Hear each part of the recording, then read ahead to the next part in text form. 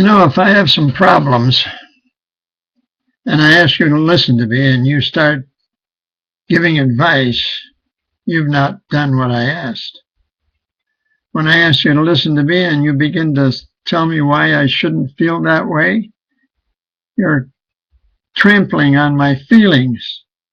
And when I ask you to listen to me and you feel you have to do something to solve my problems, you've failed me, strange as that may seem. Listen. All I asked was that you listen, not talk or do. Just hear me. Advice is cheap.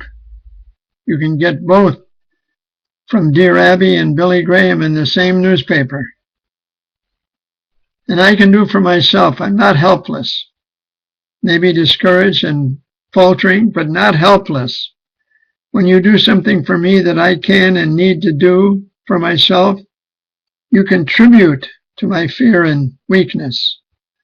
But when you accept as a simple fact that I do feel what I feel, no matter how irrational, then I can quit trying to convince you and can get about the business of understanding what's behind this irrational feeling.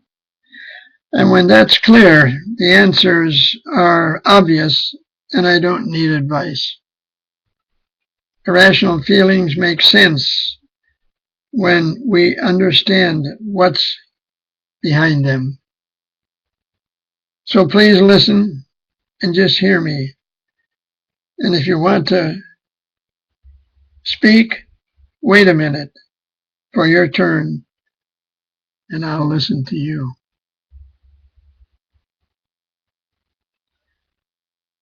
Listening is an art. Listeners are rare today. I believe if you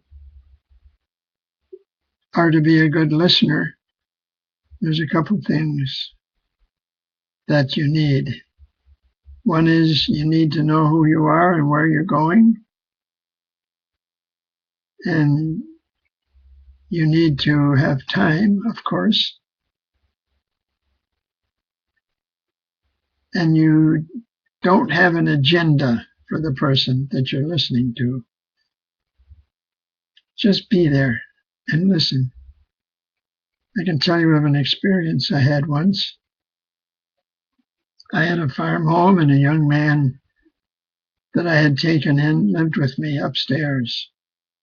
One evening he came down to share some concerns that he had on his mind and heart.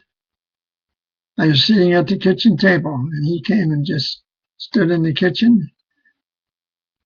I watched the clock on the wall as it went 4 hours before I said the first word.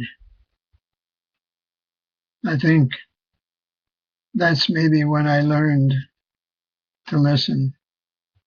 Be a good listener. You'll make more friends than you will if you're a good talker.